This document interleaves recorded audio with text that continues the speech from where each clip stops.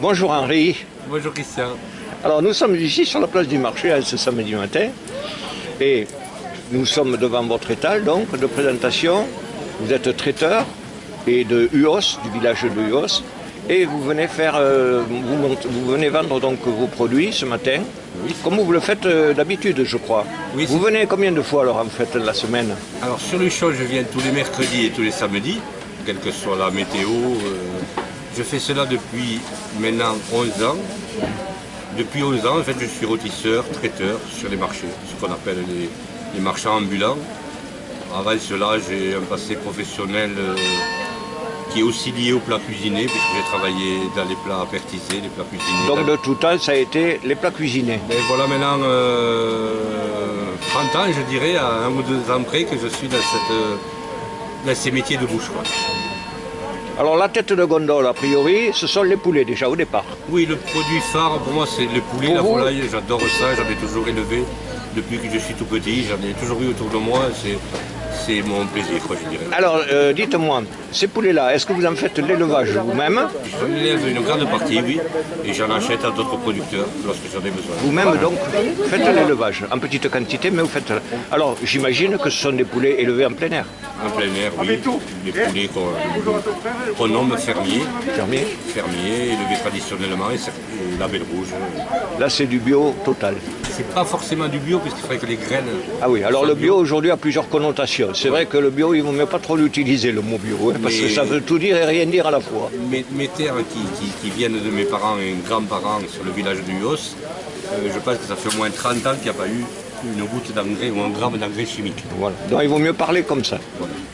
Alors aujourd'hui en plus, donc, vous présentez d'autres préparations que vous finissez de cuire, j'imagine, ici. Que je cuis depuis ce matin, Ici même? dès la première minute. Oui. Je pensais que vous les prépariez chez vous. Non, c'est plus compliqué. C'est plus compliqué. Il faut des locaux adaptés. D'accord. Sur le marché, nous avons le droit de le faire. Alors, ces plats que vous préparez, il vous faut un certain temps. Combien de temps environ pour une daube? L'adobe, 3-4 heures de cuisson. 3-4 heures. C'est-à-dire vous ouvrez à 9h ici ou 8h du 8 matin? heures à 11 heures. À 11h, c'est prêt, les clients viennent à cette heure-là. Oui, oui. Bon. Et j'ai cru comprendre qu'il fallait réserver parce qu'il y a beaucoup de demandes. Mais oui, les plats cuisinés plaisent énormément. C'est vraiment le produit qui plaît à merveille. Aujourd'hui, j'ai fait l'adobe. J'essaie de le faire régulièrement, l'adobe, parce que c'est vraiment le produit miracle sur les marchés, c'est impressionnant. Je fais aussi des poules farcies, des confits de canard, petits salés aux lentilles, cassoulet, évidemment, pour avoir passé quelques années de ma vie à Cassonnerie, je peux en parler. Et d'autres produits que j'aime bien faire et que j'apprécie. Donc, Henri, nous trouvons maintenant devant la daube maison. Oui. Et est-ce que vous pouvez me la présenter puisqu'elle est en état de cuisson depuis 2 heures environ maintenant? Depuis 8 heures moins le quart, oui, ce matin. Oui, c'est bon. Après, vous la présentez, voilà, je lève le couvercle. Alors, vous pouvez me présenter les ingrédients qui sont à l'intérieur? Tout à fait. Alors, les éléments, la viande évidemment, principalement de la noix de joux, qui pour moi, alors je ne veux fâcher personne et je suis prêt à accepter n'importe quelle critique, pour moi c'est le produit le plus tendre et le mieux adapté. On peut aussi la faire avec du gîte, des jarrets, enfin peu importe. Ça, ce sont les meilleurs morceaux de bœuf. Oui, situé dans la partie de la joue de bœuf, c'est très tendre. Après, que des produits frais français. J'achète tout, évidemment. Hein. Alors, légumes, les carottes, je vois. Légumes, carottes. Ici, ce sont des carottes bio. Oui. J'ai pu en acheter des bio, c'est des bio. Oui. Des champignons qu'on appelle de Paris, frais. Des oignons, je crois. Des oignons, exact. Mais les oignons, je les ai fait revenir Voilà. ce matin. Une branche de céleri pour le goût. Oui. Des pieds de veau qui maintenant commencent à être... Ah, il commence déjà, à être cuits. Ça fait 2 heures et quelques minutes que ça cuit. il commence à être coloré déjà. Hein. Mais il donne du liant, je dirais, à la sauce. Voilà. À la fin, un peu de noix de muscade aussi pour révéler tous les secrets. Oui. À la fin, j'épaissis avec de la farine ou de la maïzena. La maïzena un peu pour le tenir. Pour épaissir la sauce. Je fais avec du vin rouge de qualité. Oui, parce que là, on le sent, le vin rouge. Eh oui, c'est dommage que la caméra ne filtre pas tout ça. Oui, mais c'est très intéressant J'ai déjà. oublié la poitrine de porc, pardon. C'est une première préparation Oui. qui va être cuite dans quelques heures et les clients vont se jeter sur. Oui, j'ai déjà des commandes. En fait. Alors, il y a des commandes, dont la mienne. Oui, merci. Bien. Ensuite, vous faites de l'adobe traditionnel ici. Ici, Quelle différence? et ici, c'est encore autre chose, toujours autour de viande de préparation. C'est une poularde farcie. Alors là, ici, c'est une poularde. C'est une poularde farcie. Bon, je ne vous la sors pas du Non. bouillon. Non, vous m'expliquez en gros les ingrédients. Elle faisait 3,3 kg avant de la mettre à Oui, 3,360 kg pour être précis. J'ai mis 1,3 kg de farce maison. Ouais. Bon, évidemment, après tous les légumes qui vont avec, les poireaux, Oui. les pommes de terre, je les mettrai vers 11 h du matin pour qu'elles ne soient pas trop cuites, des navets. Les carottes sont dans le tour, le sont... Des herbes de Provence. En fait, un peu de thym, enfin le bouquet garni qu'on appelle, du thym, Ouais. du laurier. Ça Oui, suffit, hein.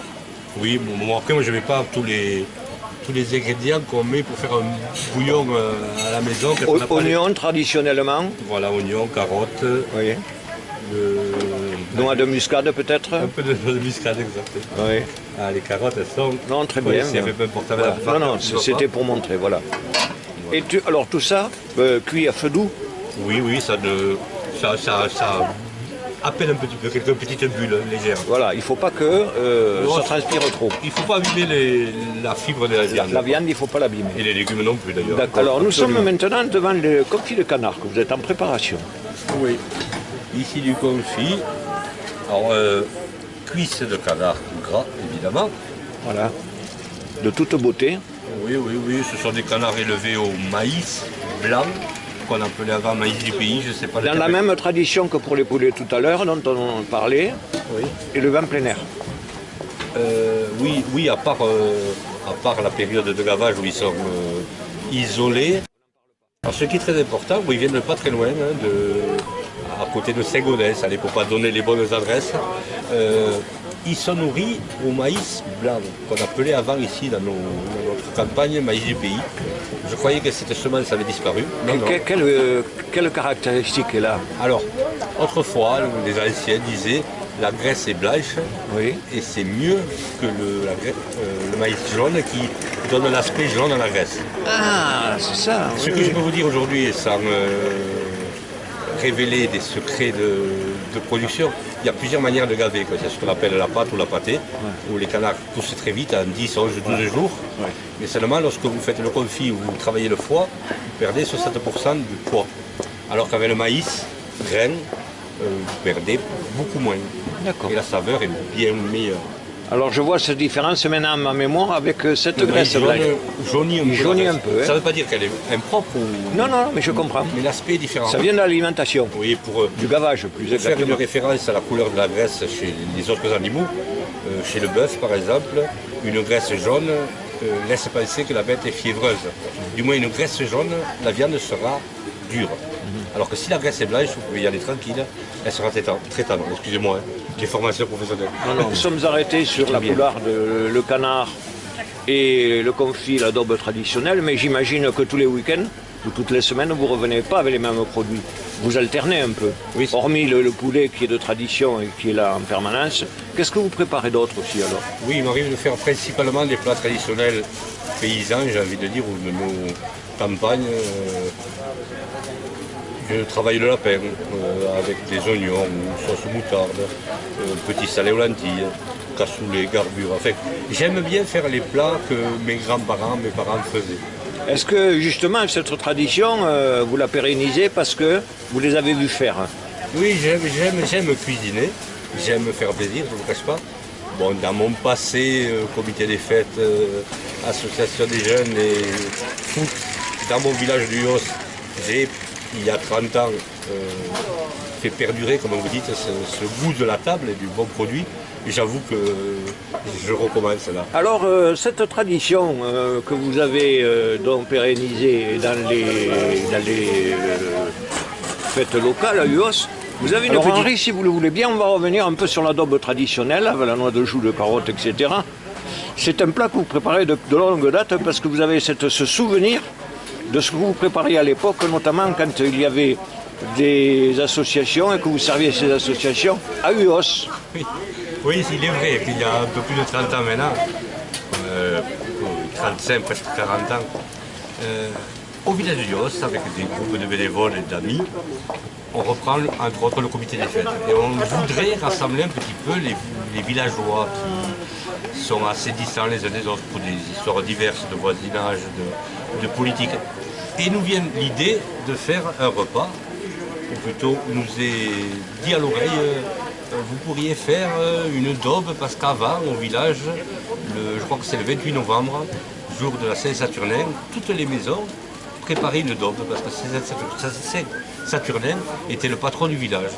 Bon, moi je découvre un petit peu ça, j'ai 20 ans à l'époque, 19 ans. L'idée me semble intéressante, faire un repas, il n'y en a pas eu depuis des années dans les villages. Comment rassembler tout le monde? Bon, ceci dit, l'idée me plaît et on y va. On prépare une daube et voilà que dès le premier repas, dès la première année, nous sommes 80 autour de la table. Donc j'en suis ravi et voilà un peu l'histoire de cette daube Ulos, événement qu'on a perpétré chaque année. Bien, Henri, je vois qu'il y a beaucoup de monde qui attend, en clientèle. Je vous remercie de m'avoir reçu ce matin. Merci à vous, Christian, j'ai eu beaucoup de plaisir. Et au plaisir de se retrouver. Avec plaisir. Merci à vous, bonne journée. Bonne journée, Christian, merci.